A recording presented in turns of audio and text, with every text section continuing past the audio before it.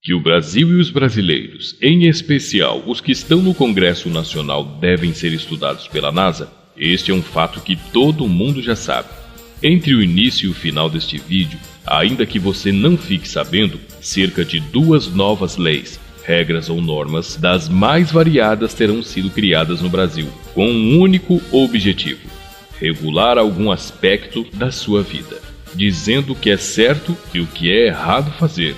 Graças ao bom Deus, parte dessas leis e proibições acabam caducando por pura incompatibilidade com o cotidiano dos brasileiros. A criatividade e a falta de foco de nossos parlamentares parece não ter limite, ao contrário do desejo de efetivamente mandarem no seu dia a dia. Saiba agora o que é proibido e talvez você não sabia.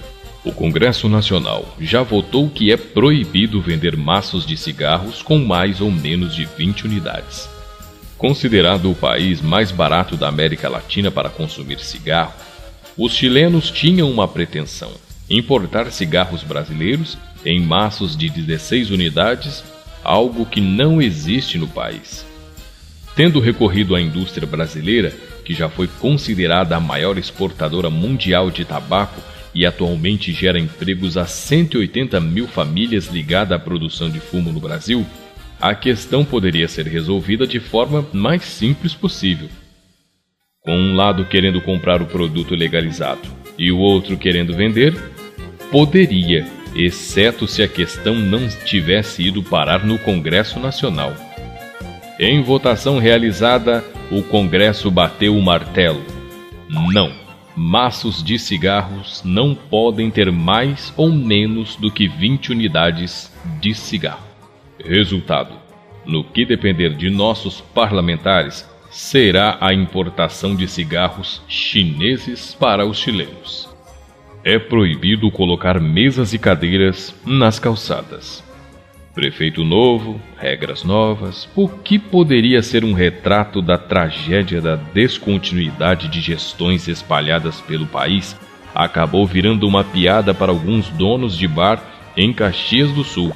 Por lá, bares que há décadas funcionavam do modo mais tradicional possível, com suas mesas e cadeiras nas ruas, para melhor servir os clientes, se viram surpreendidos por uma fiscalização que acabou por desenterrar uma legislação criada em 1992, vedando a prática. De maneira bem-humorada, os comerciantes decidiram inovar, colocando caminhões estacionados na frente do bar e as mesas nas caçambas dos caminhões.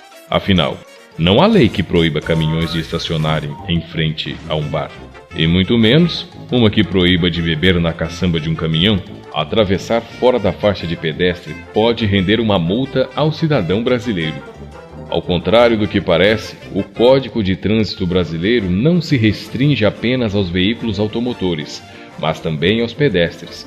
Segundo a regulamentação, atravessar uma rua ou avenida fora da faixa de pedestres implica risco não apenas ao próprio cidadão, mas ao trânsito em si. Casos como este, previstos no artigo 254 do Código de Trânsito Brasileiro como infração leve, portanto é sujeito a uma multa de R$ 26,50, evidenciam parte do absurdo das legislações brasileiras de um modo geral.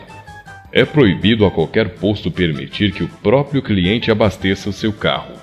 Comuns nos Estados Unidos e na Europa, postos de combustíveis com bomba de autosserviço, isto é, bombas em que o próprio motorista abastece o seu carro, são expressamente proibidas no Brasil desde o ano 2000, por meio de um projeto de autoria do ex-ministro Aldo Rebelo.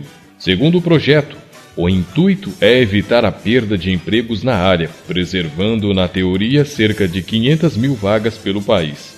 Mas quando analisados outros projetos de autoria do mesmo político, como o projeto de 1994, que impede o setor público de adotar tecnologia que reduzem necessidades de mão de obra, o caso se torna curioso.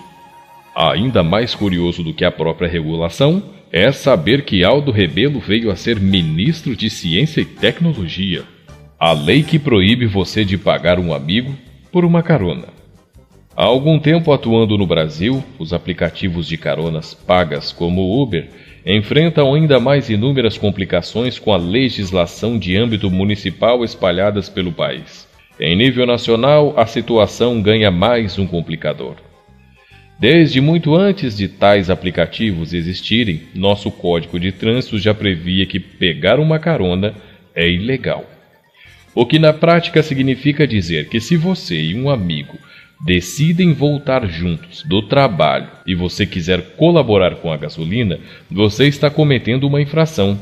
Um grupo de amigos de Goiás chegou a ser parado em uma blitz e recebeu uma multa de R$ 5.400 por praticar carona paga. Dada a bizarrice da situação, a Agência Nacional de Transportes Terrestres acabou acatando o recurso e anulando a multa.